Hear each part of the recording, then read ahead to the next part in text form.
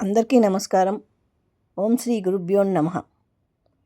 మన తెలుగు సంప్రదాయంలో పెళ్ళైన స్త్రీల అలంకరణ చూస్తే సాక్షాత్తు ఆ మహాలక్ష్మీదేవి ఇంటికి వచ్చినట్లుగా ఉంటుంది.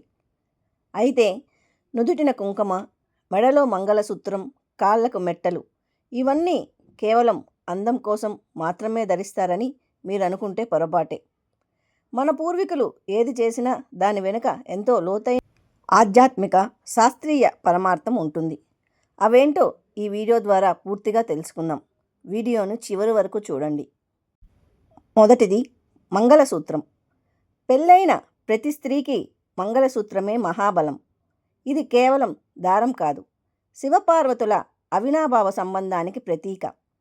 మంగళసూత్రం పసుపు తాడుతో 2 బంగారు బిళ్ళలతో హృదయస్థానంలో ఉంటుంది. ఇది స్త్రీ శరీరంలోని అనాహత చక్రంను ఉత్తేజపరుస్తుంది. అంతేకాకుండా భర్త క్షేమాన్ని, ఆయుష్ను పెంచే రక్షాబంధంగా ఇది పనిచేస్తుందని మన పురాణాలు చెబుతున్నాయి. కాలి మెట్టలు. పెళ్లిలో స్త్రీ కాలి 2వ వేలికి మెట్టలు తొడుగుతారు. ఆధ్యాత్మికంగా ఇది స్త్రీ భూదేవిలాగా ఓర్పును కలిగి ఉండాలని సూచిస్తుంది.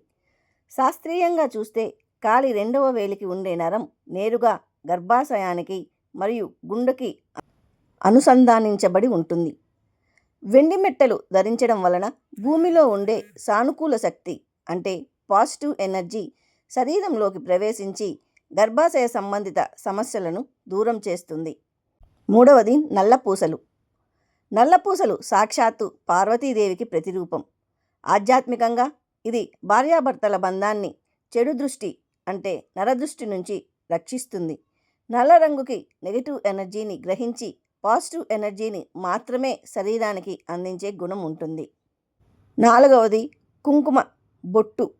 కుంకుమ పెట్టుకునే 2 కనుబొమ్మల మధ్య ప్రదేశాన్ని ఆజ్ఞాచక్రం అంటారు. ఇది సాక్షాత్తు బ్రహ్మస్థానం. కుంకుమ ధరించడం వల్ల స్త్రీల ముఖంలో తేజస్సు పెరుగుతుంది, ఏకాగ్రత మరియు ప్రశాంతత సిద్ధిస్తాయి. పసుపుతో చేసిన అసలైన కుంకుమను పెట్టుకోవడం వలన మనస్సులోని అహంకారం నశించి దైవచింతన కలుగుతుందని ఆధ్యాత్మిక గ్రంథాలు చెబుతున్నాయి. ఐదవది చేతికి గాజులు. గాజులు లేని చేతులు అరిష్టానికి సంకేతం అంటారు మన పెద్దలు. గాజులు ఒకదానికొకటి తగిలినప్పుడు వచ్చే సున్నితమైన శబ్దం ఇంట్లో ఉన్న నెగిటివ్ ఎనర్జీని తరిమికొట్టి ప్రశాంతమైన వాతావరణాన్ని సృష్టిస్తుంది. మణికట్టు వద్ద రాపిడి జరగడం వల్ల రక్త ప్రసరణ మెరుగుపడుతుంది.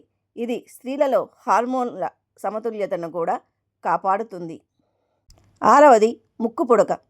ముక్కు పుడక కేవలం ముఖ సౌందర్యం కోసమే కాదు, ఎడమవైపున ముక్కు కుట్టించుకోవడం వలన అది స్త్రీల శ్వాసక్రియను క్రమబద్ధీకరణిస్తుంది.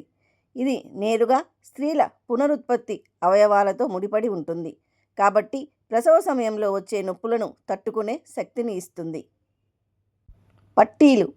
పట్టీలు ఎప్పుడూ వెండితోనే చేస్తారు, బంగారం వాడరు. ఎందుకంటే బంగారం లక్ష్మీ స్వరూపం, దాన్ని కాళ్ళకు ధరించరు.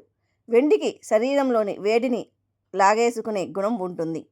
పట్టీల శబ్దం సాక్షాత్తు సరస్వతీదేవి వీణానాదంలా సమానంగా ఉంటుంది అని, ఆ శబ్దం వినబడే ఇంట్లో దరిద్రం దరిచేరదు అని పెద్దలు చెప్తుంటారు. ఎనిమిదవది వడ్డానం. నడుముకి ధరించే వడ్డానం గర్భాశయానికి రక్షణ కవచం లాంటిది. ఇది నడుము భాగంలో కొవ్వు పేరుకోపోకుండా వెన్నెముకను బలాన్ని ఇస్తుంది.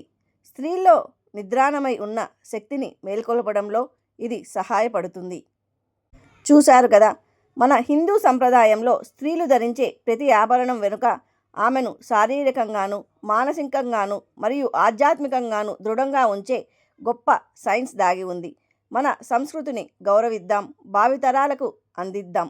ఈ వీడియో మీకు నచ్చినట్లయితే దయచేసి లైక్ చేయండి, మీ బంధుమిత్రులకు కూడా షేర్ చేయండి. మన ఛానల్ని సబ్స్క్రైబ్ చేసుకోవడం మర్చిపోకండి. సర్వేజన సుఖినో భవంతు. అందరికీ నమస్కారం.